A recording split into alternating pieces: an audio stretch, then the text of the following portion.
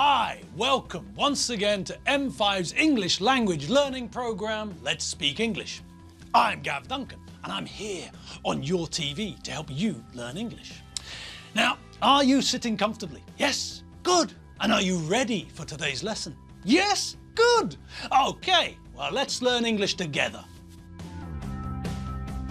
Hello again, people. Hello and welcome to the beginning of the week. And yes, I am talking about the standard working week. But you all knew that, didn't you? Yes, of course you did.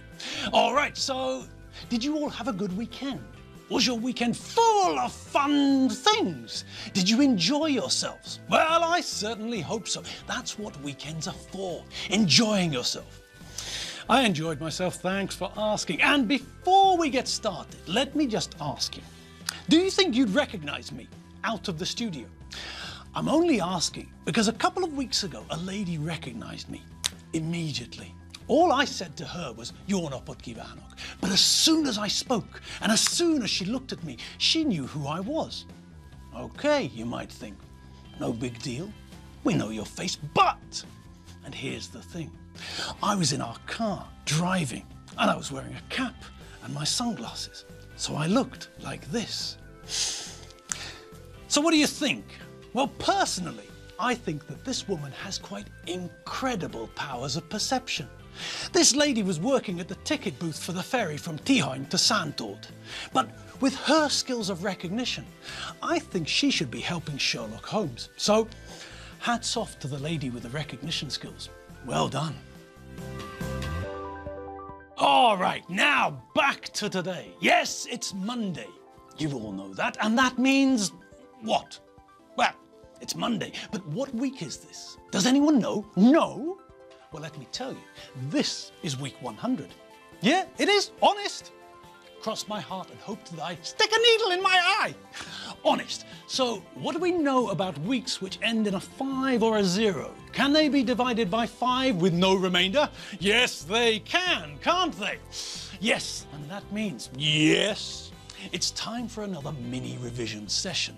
So get ready, people. Get ready for a small exercise in time travel.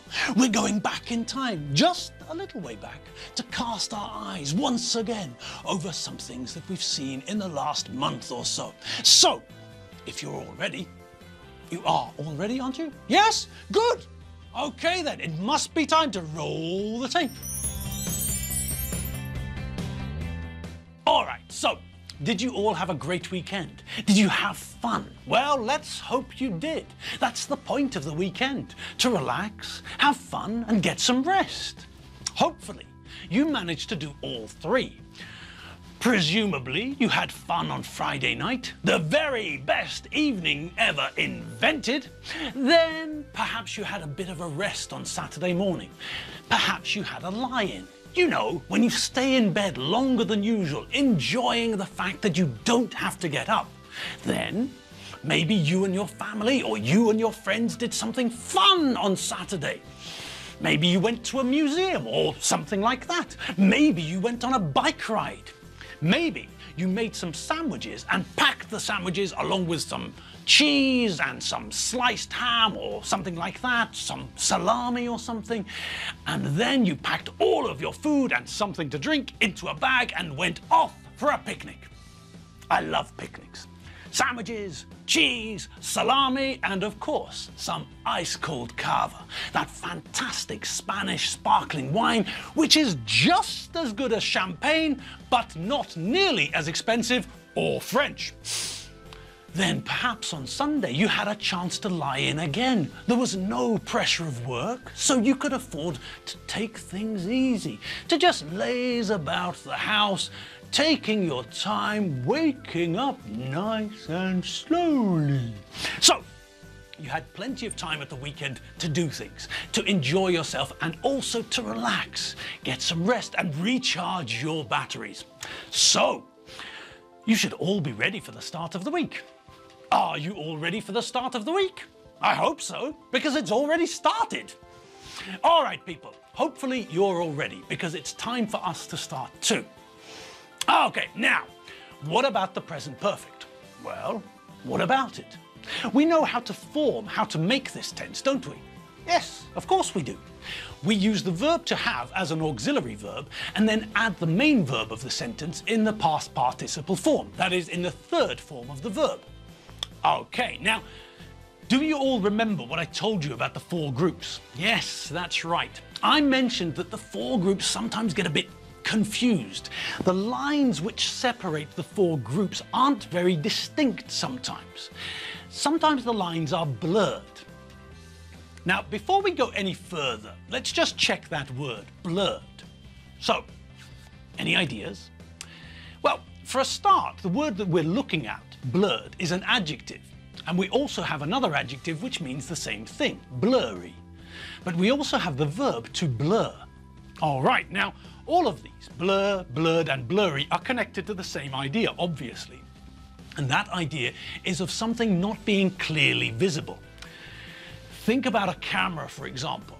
If we try to take a photo or something from a moving car, then possibly the camera can't focus in time. And what does that mean? Yes, that means that the photo we take will be out of focus. It'll be blurred or blurry, like this one. This is a photo I took out of a moving car. And as you can all see, it's not clear, it's not focused, it's blurry, it's blurred. So that's one reason for something being blurred. It's moving too fast for us to focus on it properly. All right, so that's one reason for things being blurred or blurry, but we could have other reasons too. If you're crying, for example, or if you're cutting or slicing or dicing onions. And that's a point. Do you all know the difference between those ideas? Well, to cut is the most basic idea. We take something like an onion and we use a knife to divide it into smaller pieces. Okay, so that's cut. We take the onion, remove the skin, wash it, and then use a sharp knife to turn the onion into smaller pieces. We cut it into smaller pieces. Okay, now the verb to slice is just a different type of cutting. When we slice something, we cut it into thin pieces. Think about when you want to make a sandwich. You take a loaf of bread and you use a bread knife to slice the bread. You cut the bread into long, thin slices, and then you use the slices of bread to make your sandwich. Well, it's the same idea with other foods too. We can slice onions or tomatoes or potatoes or anything really. Okay, so cut is the basic verb. Slice tells us that we're cutting into a particular shape. Long, broad, wide, thin pieces. Okay, and what about diced? Well, the verb to dice merely means to cut into cubes. And what's a cube when it's not on a cutting board? Well, think about the most well-known, the most famous cube in the world. And it's Hungarian. Yes, the Rubik's Cube. It's a cube, a symmetrical shape with 6 equal sides like this one. But this one isn't finished. Give me a minute. Almost done, almost done. And ooh, what do you say to that, eh? Pretty impressive. Now, the Rubik's Cube is more fun, obviously. Now, think about something else which has got the same shape. Think about another cube we know. Yes, okay, we could have cubes of cheese, but think about another cube that we know. Exactly. Dice are the same shape. They're also 6-sided cubes. Well, traditional dice are. I know that we get weird ones for people who play Dungeons and Dragons, dice like these. All right, but the original dice, those are cubes, not strange geometrical figures. All right, now, when we think of the verb to dice, that's the easiest thing to think of, a dice. When we dice food, we're turning it into the same form as a dice. We're turning the food into small cubes. That's what the verb to dice means, to cut food into small cubes. So, when you think about dicing food, remember, all you're doing is turning the food into small dices, into small Rubik's Cubes.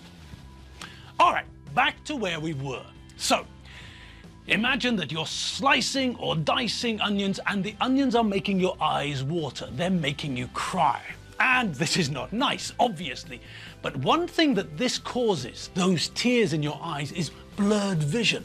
You can't see clearly because of the water, the tears in your eyes. So that's another reason something might be blurred. It might be moving very fast past you, or you might have something in your eyes. Think about when the police use pepper spray. Why do they do that? To make sandwiches and salads taste better? No. Everyone knows that pepper spray isn't very nice on sandwiches and salads. Real, normal, ground pepper is a much better idea. No. The police spray pepper spray into the eyes and face of someone who is fighting them to make it harder for that person to fight. Imagine that you're fighting a policeman. You can see where the policeman is, you can see him clearly, and you can move, attack, defend yourself, and maneuver to avoid his attacks, and then counterattack. But when the policeman sprays pepper spray, and remember, this isn't salt and pepper spray, this isn't nice, easy pop rap.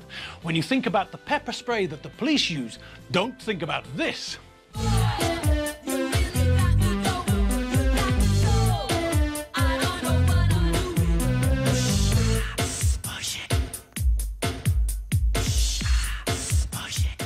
No, that's salt and pepper, and that's a little bit softer than the pepper spray that the police use.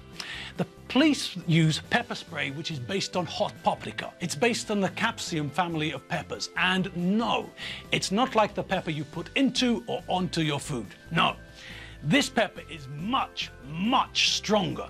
This pepper is more like this.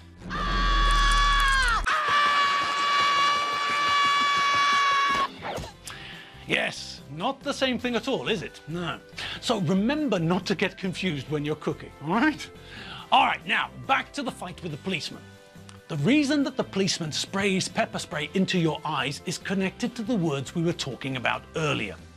Yes, the policeman wants to make it easier for him to fight you. So he sprays pepper spray into your face and eyes, and one of the results of this action is that you start to cry.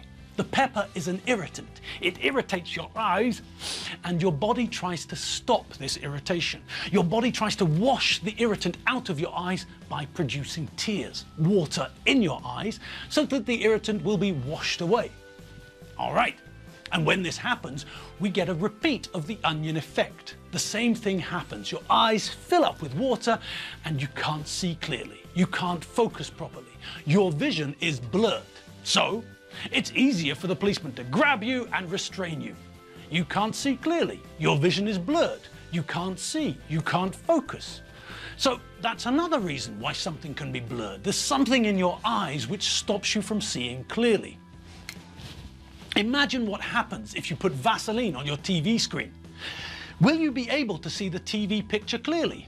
No, the picture will be blurred. Okay. And think about the present perfect idea again. We know that we've got 4 categories, and I told you that the lines between these categories aren't distinct, but blurred. Well, think about what happens if we draw or write something with a fountain pen, with a pen which is full of liquid ink, one of these. Okay, so we all know what a fountain pen is, and we all know what the problem with fountain pens is, don't we? Yes, because the ink in a fountain pen is liquid, we have to wait for it to dry on the paper.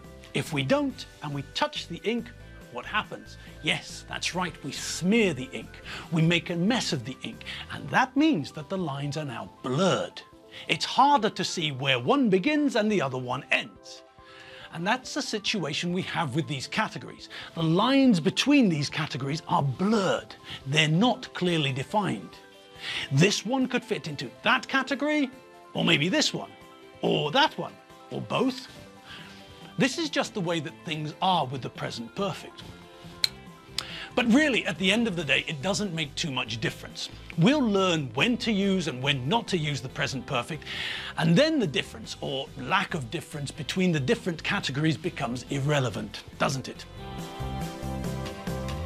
And that's us. We're done for another day. So now you're free to do whatever you have to do. Or, if you don't have to do anything, then you're free to do whatever you fancy. Knock yourself out, have a ball, do whatever you feel like. I'll see you all here, back here in the studio. Well, I'll be back here in the studio, but well, I don't think we've got enough room for all of you. I tell you what, you lot stay at home and watch on TV like usual. That's probably the best solution, isn't it? Yes, I think so too. All right, people, I'll see you tomorrow. See you later. www.mediaclick.hu. Bye.